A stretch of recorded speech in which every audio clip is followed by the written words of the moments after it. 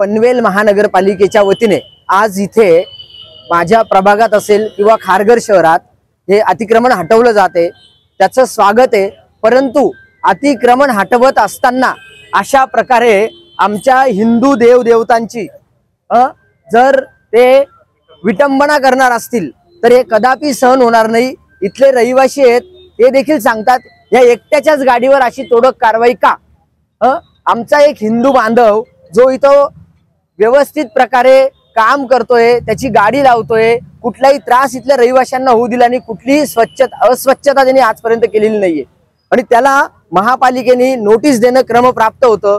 त्याच्यापासून काय त्रास होता त्याला सांगितलं पाहिजे होतं आणि इथले जे मुजोर प्रभाग अधिकारी आहेत यांना तात्काळ निलंबन करावं अशी समस्त आमच्या या हिंदू बांधवांच्या वतीने आणि इथल्या रहिवाशांच्या वतीने आमची विनंती आहे सन्माननीय आयुक्तांना की ज्यांनी ही तोडक कारवाई केली त्याला त्वरित निलंबित करण्यात यावं। अन्यथा आम्ही उद्या शिवजयंती आहे आणि शिवजयंतीच्या दिवशी हे सर्व तमाम आमचे हिंदू बांधव शिवाजी महाराजांच्या पुतळ्यासमोर उपोषणाला बसतील आणि आंदोलन देखील करतील।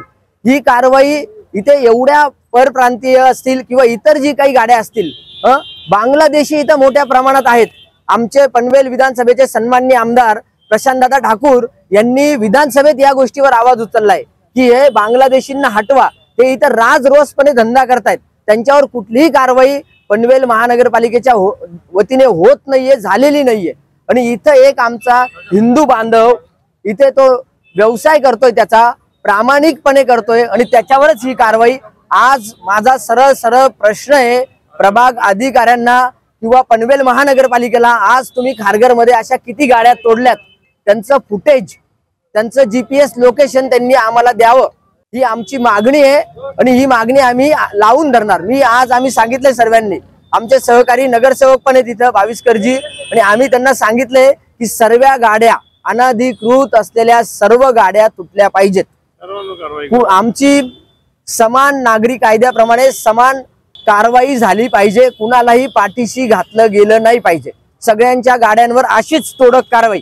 आपण बघू शकता कशा प्रकारे त्याचं मालमत्तेचं, त्याच्या व्यवसायाचं नुकसान केलेलं आहे।